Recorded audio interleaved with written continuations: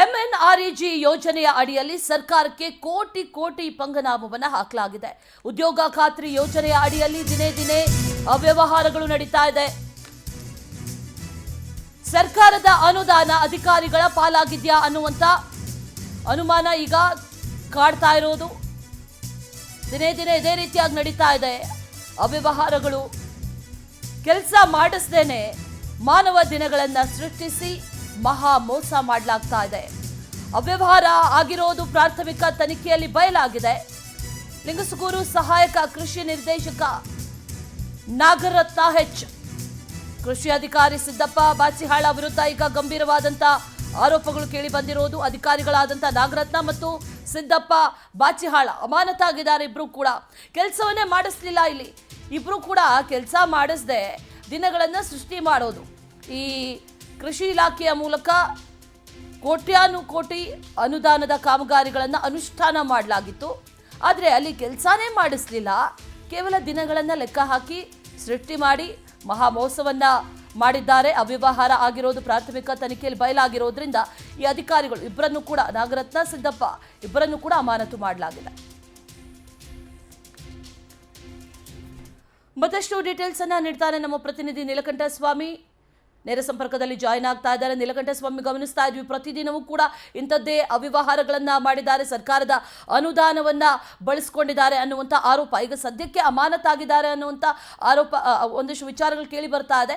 ಕ್ರಮ ಏನು ಕೈಗೊಂಡಿದ್ದಾರೆ, ಜೊತೆಗೆ ಎಷ್ಟು ಇಲ್ಲಿ ಅವ್ಯವಹಾರಗಳು ನಡೆದಿದೆ, ಇದ್ರ ಬಗ್ಗೆ ಏನಾದ್ರು ಡೀಟೇಲ್ಸ್ ಇದೆಯಾ ನೀಲಕಂಠ ಸ್ವಾಮಿ? ನಿಜ ಅಶ್ವಿನಿ, ಏನು ರಾಜ್ಯ ಸರ್ಕಾರ ಬಡವರು ಏನು ಗುಳೆ ಹೋಗ್ತಾ ಇದಾರೆ, ಬೇರೆ ಬೇರೆ ಊರುಗಳಿಗೆ ಹೋಗ್ತಾ ಇದಾರೆ, ಅದರ ತಡೆಯೋಕೆ ಅಂತ ಈ ಒಂದು ಮಹಾತ್ಮ ಗಾಂಧಿ ನರೇಗಾ ಯೋಜನೆಯ ಮುಖಾಂತರ ಮಾನವ ದಿನಗಳನ್ನ ಅಂದ್ರೆ ಕೆಲಸ ಮಾಡಿಸ್ಕೊಂಡು ಅವ್ರಿಗೆ ಏನು ಒಂದಷ್ಟು ಅನುದಾನವನ್ನ ಕೊಡ್ತಕ್ಕಂತ ಕೆಲಸಕ್ಕೆ ಈ ಒಂದು ಯೋಜನೆಯನ್ನ ಜಾರಿ ಮಾಡಿದ್ದು. ಆದ್ರೆ ಈ ಒಂದು ಯೋಜನೆ ಎಲ್ಲೋ ಒಂದು ಕಡೆ ಅಧಿಕಾರಿಗಳಿಗೆ ವರದಾನ ಆಗಿದೆ ಅಂದ್ರೆ ತಪ್ಪಾಗ್ಲಿಕ್ಕಿಲ್ಲ. ಇನ್ನು ರಾಯಚೂರು ಜಿಲ್ಲೆಯ ಲಿಂಗಸುಗೂರು ತಾಲೂಕಿನಾದ್ಯಂತ ಇದೀಗ ಇದೇ ಒಂದು ಉದ್ಯೋಗ ಖಾತ್ರಿ ಯೋಜನೆಯಲ್ಲಿ ಯಾವುದೇ ರೀತಿಯಾದಂತಹ ಕೆಲಸ ಮಾಡದೆ ಅರಣ್ಯ ಇಲಾಖೆಗೆ ಸಂಬಂಧಪಟ್ಟಂತಹ ಒಂದು ನಾಗರತ್ನ ಮತ್ತು ಸಿದ್ದಪ್ಪ ಅನ್ನೋ ಇಬ್ಬರು ಅಧಿಕಾರಿಗಳು ಏನು ರೈತರ ಜಮೀನುಗಳಲ್ಲಿ ಬದು ನಿರ್ಮಾಣ, ಕಟ್ಟ ನಿರ್ಮಾಣ ಸೇರಿದ ವಿವಿಧ ಕಾಮಗಾರಿಗಳನ್ನ 417 ಕಾಮಗಾರಿಗಳನ್ನ ಮಾಡಿದೀವಿ ಅಂತ ಸುಳ್ಳು ದಾಖಲೆಗಳನ್ನ ಸೃಷ್ಟಿಸೋದ್ರ ಮುಖಾಂತರ ಇಲ್ಲಿ ಸುಮಾರು 1,58,00,000ಕ್ಕೂ ಹೆಚ್ಚು ಹಣವನ್ನ ದೋಚಿರ್ತಕ್ಕಂಥದ್ದು ಈಗ ಬೆಳಕಿಗೆ ಬಂದಿದೆ. ಈ ಒಂದು ವಿಚಾರಣೆಗೆ ಸಂಬಂಧಪಟ್ಟಂತೆ ಜಿಲ್ಲಾ ಪಂಚಾಯತ್ ಕಾರ್ಯನಿರ್ವಾಹಕ ಅಧಿಕಾರಿಗಳಾಗಿರುವಂತಹ ಏನು ರಾಹುಲ್ ತುಕಾರಾಮ್ ಅವರು ಪ್ರಾಥಮಿಕ ವರದಿಯನ್ನ ಕೂಡ ತರಿಸಿಕೊಂಡಿದ್ದು, ಈ ಒಂದು ಪ್ರಾಥಮಿಕ ವರದಿಯಿಂದ ಇಲ್ಲಿ ಸ್ಪಷ್ಟವಾಗಿ ಇಲ್ಲಿ ಹಣವನ್ನ ದೋಚಿರ್ತಕ್ಕಂಥದ್ದು ಕಂಡು ಬಂದಿರ್ತಕ್ಕಂಥದ್ದು. ಹಾಗಾಗಿ ಏನು ಸರ್ಕಾರದ ಪ್ರಧಾನ ಕಾರ್ಯದರ್ಶಿಗಳಿಗೆ ವರದಿಯನ್ನ ಕೊಟ್ಟಿದ್ರು, ಇವ್ರ ಮೇಲೆ ಕ್ರಮ ಕೈಗೊಳ್ಳಬಹುದಂತ ಈ ನಿಟ್ಟಿನಲ್ಲಿ ಸರ್ಕಾರದ ಅಧೀನ ಕಾರ್ಯದರ್ಶಿ ಆಗಿರುವಂತಹ ಎಂ ಇಂದ್ರಾ ಅವರು ಈಗ ಇಬ್ಬರು ಅಧಿಕಾರಿಗಳಿಗೆ ಅಮಾನತು ಮಾಡಿರ್ತಕ್ಕಂಥದ್ದು.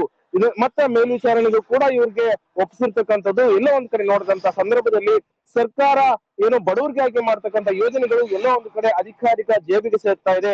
ಈ ಬಗ್ಗೆ ಕೂಡಲೇ ಸರ್ಕಾರ ಕ್ರಮ ಕೈಗೊಳ್ಳಬೇಕು ಅನ್ನೋದು ಇಲ್ಲಿ ಸಾರ್ವಜನಿಕರ ಒತ್ತಾಯ ಕೂಡ ಆಗಿರ್ತಕ್ಕಂಥದ್ದು. ಅಶ್ವಿನಿ, ಓಕೆ, ಧನ್ಯವಾದ ನೀಲಕಂಠ ಸ್ವಾಮಿ ಡೀಟೇಲ್ಸ್ಗೆ.